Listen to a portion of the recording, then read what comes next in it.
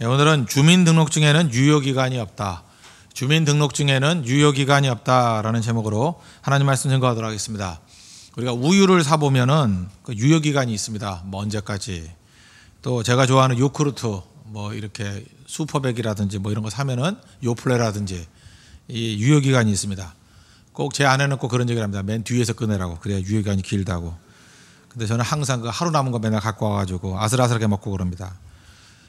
심지어 제 그 운전 면허증도 보니까 유효기간이 있더라고요. 2019년까지 이렇게 돼 있더라고요.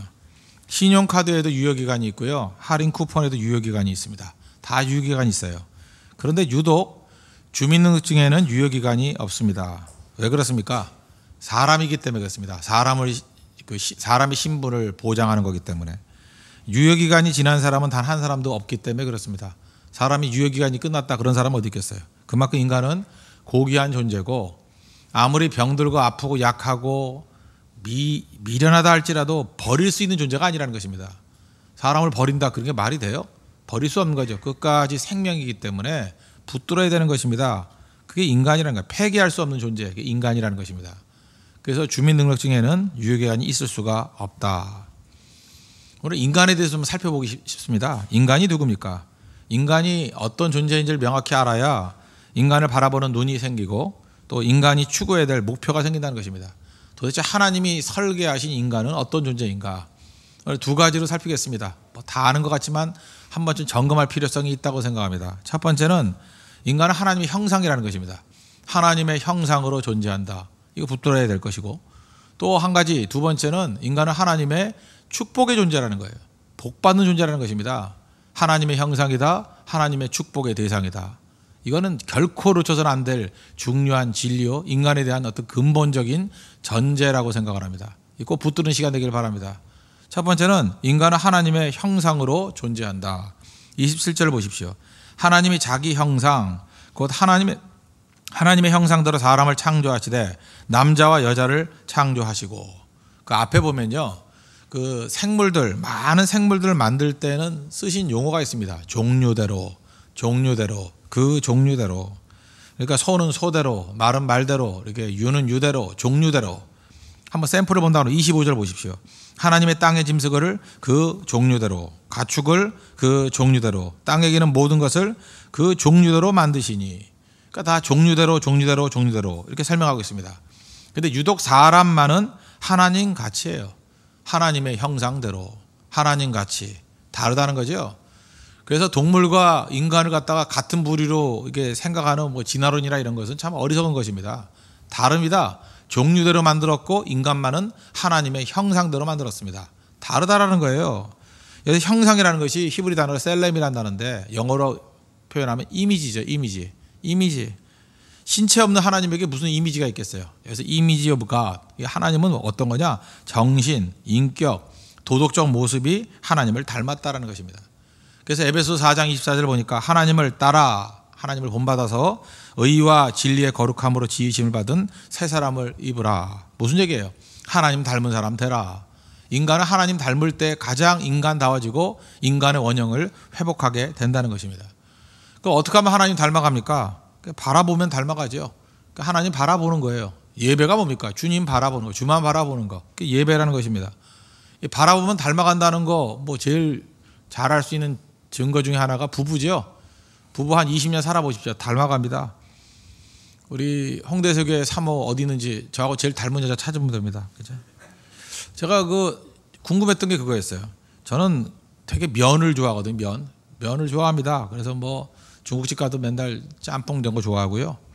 그 다음에 뭐 베트남 음식을 먹어도 그 베트남 쌀국수 이런 거 좋아하고요. 이태리 음식을 먹어도 맨날 스파게티, 파스타. 하여튼 면은 다 좋아요. 면은. 어디 가나 면이 싫은 적이 없어요. 근데 제가 결혼한 지 한 20년 될 때까지 제 아내가 면을 좋아하지 않는다는 걸 몰랐어요. 그러니까 억지로 참고 있었대요. 어쩐지 라면을 안 끓여주더라고요. 이렇게 면을 싫어하더라고요. 그런데 드디어 기적 같은 일이 벌어졌습니다. 20년 지나고 난 다음 요즘에는요. 면을 썩 잘 먹습니다. 이유가 뭐냐? 그렇게 싫어하던 면을 20년 넘게 살아보니까 이게 따라오는 것 같아요. 그죠? 닮아가잖아요. 바라보면 닮아가게 된다는 것입니다. 제가 변한 게 뭘까를 생각해 보니까 저는 음식으로 치지 않는 게 계란 후라이입니다. 이 계란을 뭐하러 그걸 음식으로 주나? 나 이해를 못 하겠어요. 그런데 계속해서요, 제 아내는 뭐 반찬 없으면 맨날 계란 프라이 2개 갖다 줘요. 난 그때마다 분노심이 생겼어요. 이걸 누가 먹으라고 이런 걸 갖다 주나. 저한테 있어서 계란 프라이는 전혀 반찬이 아니고 그건 음식도 아니고 아무것도 아니거든요. 뭐하러 남의 집 귀한 집 알을 깨가지고 이렇게 구워 먹나 이런 생각을 하는데. 근데 제가 작년 뭐 금년 이렇게 선교 다니다가 제가 변화된 게 하나 있더라고요. 그게 뭐냐면 외국 가가지고 호텔 같은 데 먹을 때 그 계란 프라이를 이렇게 갖고 오라고 하는 거를 시키든지 제가 먹더라고요. 그것도 꼭 제 아내가 해주는 스타일로 그 써니 사이드업이라 그러죠. 한쪽만 굽는 거. 그죠? 써니 사이드업. 꼭 그렇게 해서 먹더라고요. 그래서 내가 야, 계란 프라이를 다 요청해서 먹는구나. 주문해서 먹는구나. 저도 깜짝 놀랐습니다. 이게 바뀌잖아요. 그죠? 서로 이렇게 닮아가는 부분이 분명히 있다는 것입니다. 우리가 하나님 말씀을 듣고 하나님 바라보면 주님 닮아갑니다. 그래서 예배가 중요한 거예요. 예배 드리는 성도들은 주님 닮아가게 돼 있다는 것입니다. 말씀 듣는 성도들은 닮아가게 돼 있다는 것입니다. 특별히 뭘 닮아가겠어요? 우리 창세기 1장을 보면 하나님의 속성 가운데 어떤 게 있습니까? 일하시는 하나님. 창세기 1장이 일하시는 하나님 아니에요. 6일 동안 열심히 일하셨고 7일째 안식하셨다. 그거 아닙니까?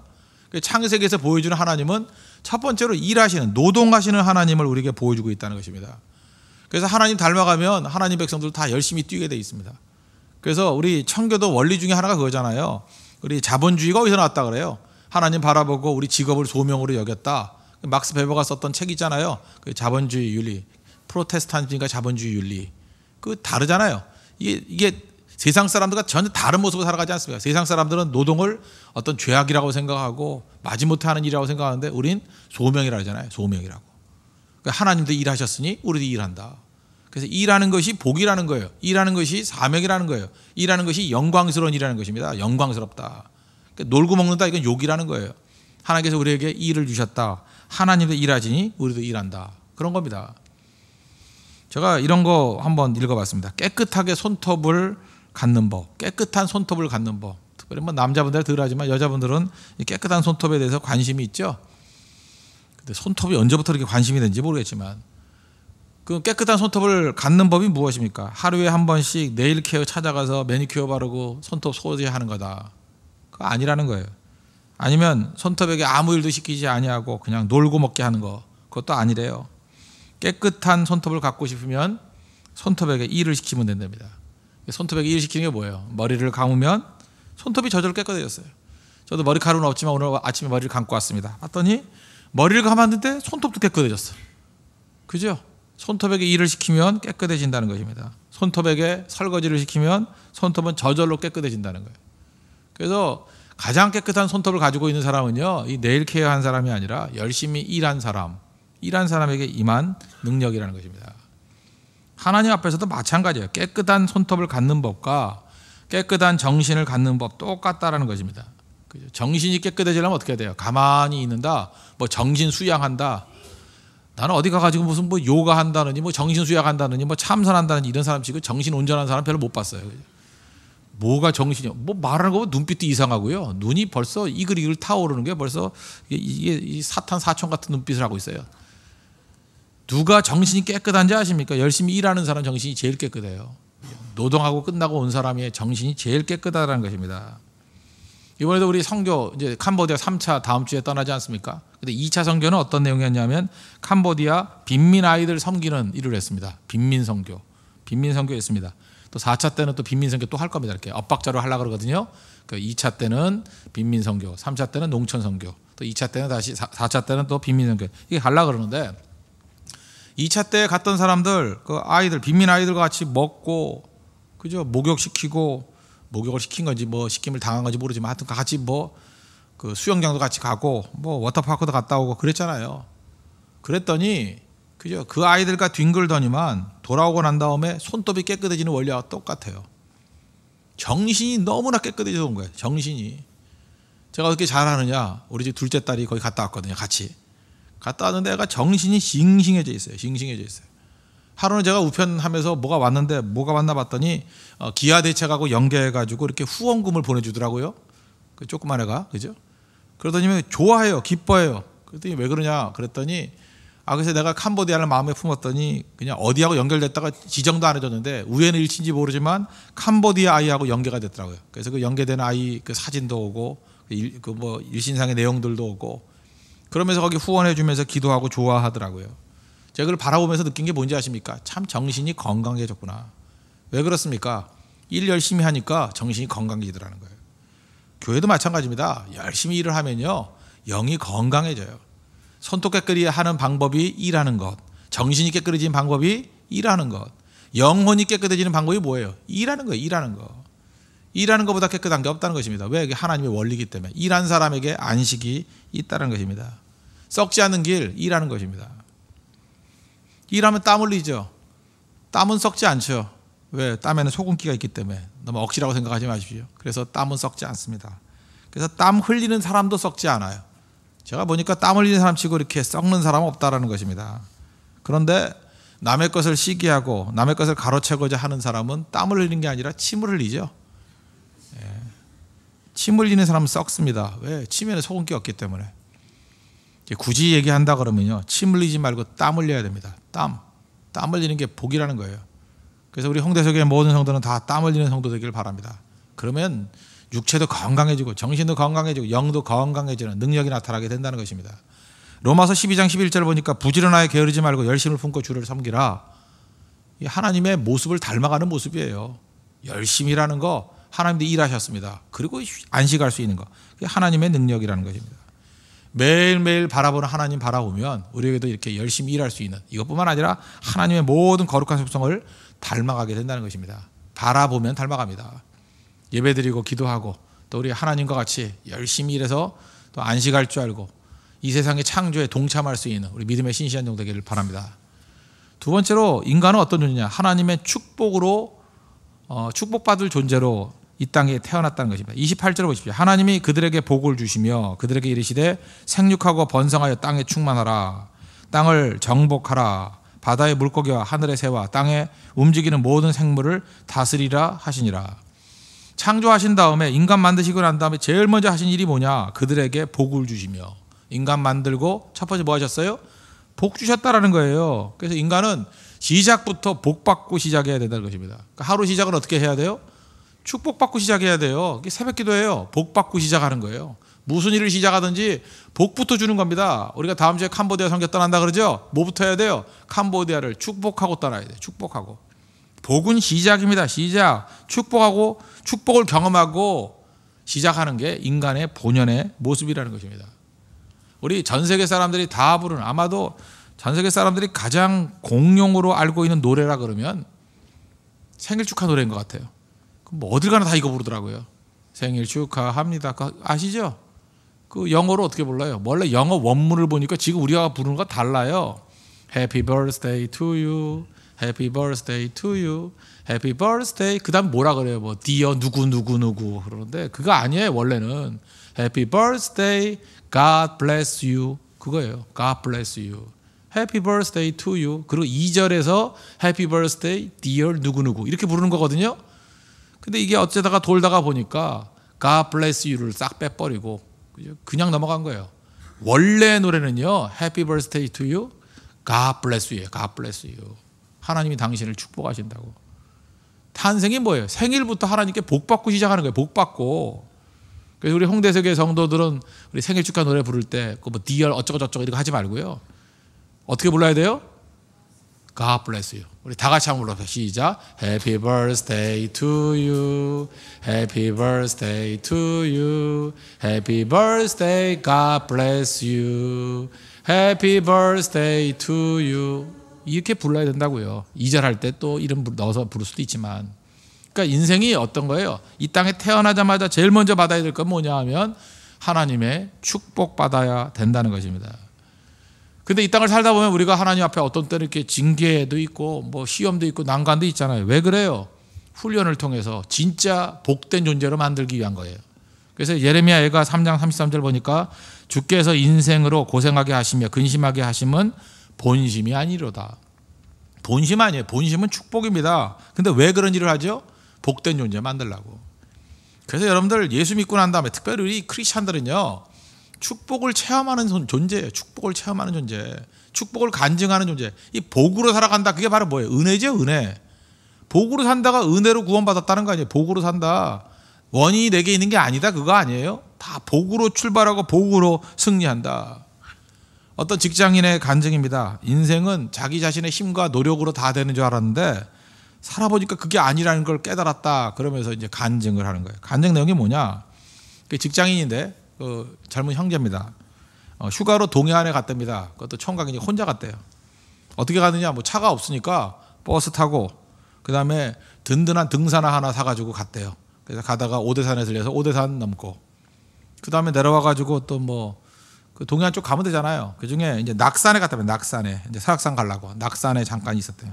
낙산 근처에 작은 뭐 자기 말로 호텔이라 그러는데 내가 볼 때는 뭐 민박인 것 같아요. 근데 민박이라고 말하기 싫으니까 뭐 작은 호텔 뭐 이렇게 얘기하더라고요. 작은 호텔. 그래서 낙산에 이제 거기 산책을 가다가 우연찮게 자기가 다니는 회사의 사장님을 만났다는 거예요. 사장님도 거기 와가지고 어쩐 일이냐 그랬더니 휴가를 여기 쉬러 왔다고. 근데 사장님도 거기 왔대요. 근데 그 사장님 일행 가운데 누가 있냐 하면은 그 낙산사 주지스님이 또 같이 있더래요. 아마 이 뭐 사장님이 무슨 뭐 불교 신자인지 아니면 거기 뭐 시주를 많이 했는지 하여튼 낙산사 주지스님이 같이 대동을 했더래요. 그래서 이렇게 이것저것 얘기를 했는데 그 주지스님이 참 통이 큰 분 같아요. 이렇게 얘기하더라는 거예요. 저도 그때 처음 알았어요. 그 낙산 호텔 경영권이 낙산사 주지한테 있대요. 나도 몰라요. 그 주지 스님이 돈이 많은가 봐요. 그죠? 아니면 그 절에 연관된 건지 모르겠어요. 그래서 왜 그런 그 후진데 묻고 있냐 그러더래요. 주지 스님이. 그러더니만 그 낙산 호텔 그 풀코스로 예약을 다 해줬대요. 다 해주고 어떻게 왔냐 그랬더니 버스 타고 왔다 그랬더니 어떻게 그렇게 다니냐고 비행기 티켓까지 끊어줬대요. 그래서 호텔에서 잘 쉬다가 비행기 타고 왔대요 집에. 그 돌아와서 느낀 게 뭐냐? 야 이게 하나님의 축복이구나 그걸 느꼈대. 앞뒤가 안 맞아. 앞뒤가 그죠? 낙산사 주지스님이 해준 것 같고 돌아와서는 야 이게 하나님의 은혜구나. 이게 하나님의 축복이구나. 자기 태어나서 이런 거 처음 봤대요. 이거 아무 이유도 없이 애쓰지도 않고도 이렇게 일이 풀리고 힘쓰지 않고도 그래서 자기가 태어나서 이것보다 더 깊이 하나님의 축복이라는 게 뭔지를 느낀 적이 없대요. 야 이게 복이구나. 이게 축복이구나. 이게 은혜구나. 하여튼 뭐 앞뒤가 좀 안 맞긴 안 맞지만 하여튼 간에 제가 그 말의 진인을 알겠어요. 그렇잖아요. 그냥 사장님만 만났는데 그 옆에 있는 주지스님이 다 해줘 버렸으니 얼마나 대단한 거예요. 성경은요 이런 게 도처에 나옵니다. 하나님 믿고 섬기는 백성에게 이런 축복이 임한다는 거. 신명기 6장 10절 보니까 뭐 이런 거 나오죠. 내가 건축하지 아니한 크고 아름다운 성읍을 얻게 하시며. 건축하라는데 우리 거 준대요. 내가 채우지 아니한 아름다운 물건이 가득한 집을 얻게 하신대요. 집만 주는 게 아니라 거기에 물건까지 가득 채워가지고 주신대요. 또 이스라엘에서 제일 중요한 게 우물 아닙니까? 내가 파지 아니한 우물을 차지하게 하시며. 또 포도원 중요하지 않습니까? 내가 심지 아니한 포도원과 감람나무를 차지하게 하사. 이게 다 뭐예요? 복이라고 복.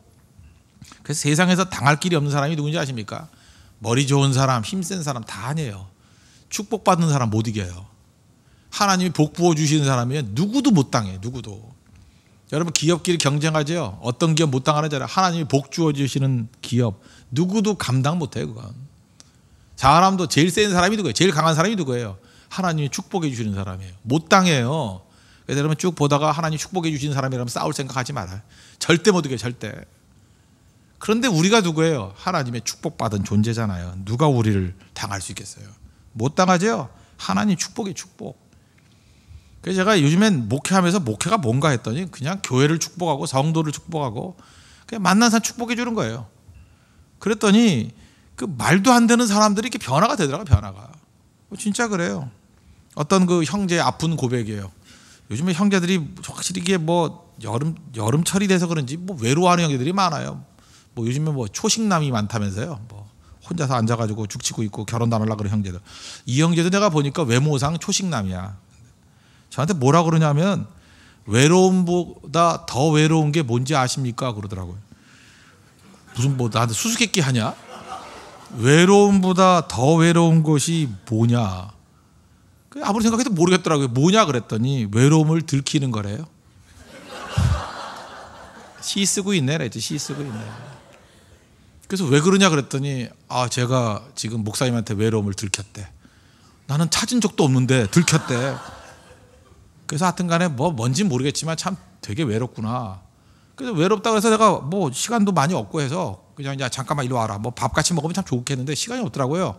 그래서 그냥 예배 끝나고 난 다음에 축복해 줬습니다. 축복. 온갖 축복 다 해줘서 축복도 또 생각이 잘 안 나더라고. 그래서 성경 읽어주면서 축복했어요. 신명기 28장 2절부터 그죠? 이 모든 복이 내게 임하며 내게 이르리니 그 형제 이름 얘기하고 했습니다. 이름도 밝히고 싶지만 말 안 하겠습니다. 예, 이 모든 복이 내게 임하여 내게 이르리니 성읍에서도 복을 받고 들에서도 복을 받을 것이며 내 몸에 자녀와 결혼 안 했으니까 자녀는 아니고 내 몸에 있는 모든 것과 내 소지의 소산과 내 짐승의 새끼와 소와 양의 새끼가 복을 받을 것이며 내 광주리와 떡반죽거리 복을 받을 것이며 내가 들어와도 복을 받고 나가도 복을 받을 것이며 한 절 더 했어요. 7절까지 여호와께서 너를 대적하기 위해 일어난 적군들을 내 앞에서 패하게 하시리라. 그들이 한 길로 너를 치러 들어왔으나 내 앞에서 7길로 도망가리라. 어떤 이 형제가 울더라니까요. 눈물을 줄줄 흘리면서. 바로 축복의 축복. 그랬더니 지금도 외롭냐 그랬더니 외롭기는 뭐가 외롭냐고. 힘이 솟아난다고. 제가 그때 느꼈습니다. 인간은 언제 병드느냐. 복받지 못하니까 병드는 거예요. 축복해 줄 때 회복이 되더라는 것입니다. 여러분들 해야 될 일이 뭐예요? 계속 축복해 주는 거예요. 축복. 제가 역대상 읽다가 깜짝 놀랐던 게 뭐냐면 다윗이 일 다 마치고 난 다음에 집에 돌아갔죠. 그 남자 성도들, 여자 성도도 마찬가지. 퇴근의 의미, 직장에 있다가 집에 돌아가는 퇴근의 의미. 전 퇴근의 의미를 발견했어요. 역대상 16장 44절 보니까 이에 뭇백성은 각각 그 집으로 돌아가고 다윗도 자기 집을 위하여 축복하려고 돌아갔더라. 참 특이한 구절 아니에요? 다윗이 집에 돌아갔대. 다윗이 퇴근했대요. 퇴근하는 목적이 뭐예요? 우리 남자분들 퇴근 왜 해요? 집에 가서 엎어져 자려고요? 밥 먹으려고? TV 보려고? 야구 보려고? 아니에요. 축복하려고 돌아갔대요. 가장이 해야 될 일이 뭐예요? 집에 들어가서 축복하러 집에 가는 거예요. 축복하러. 아내를 축복하고 남편을 축복하고 서로요. 그죠? 자녀들을 축복하고 우리 집 같으면 심지어 강아지까지도 축복하고 꽃들도 축복하고 모든 것도 축복하는 거예요. 지도자가 할 일은 뭐냐? 축복이에요. 축복. 제가 담임 목사를 하는 일이 뭐예요? 온 성도를 날마다 축복하는 거예요. 축복. 일단 교회를 축복해야죠. 하나님 홍대 세계를 축복합니다. 이 교회가 생수의 강이 터져나오기를 원합니다. 그래서 교회에서부터 생수의 강이 흘러넘쳐서 그것이 우리 한 사람 한 사람을 살리고 성도들 하여금 방황하지 않게 해 주십시오. 왜?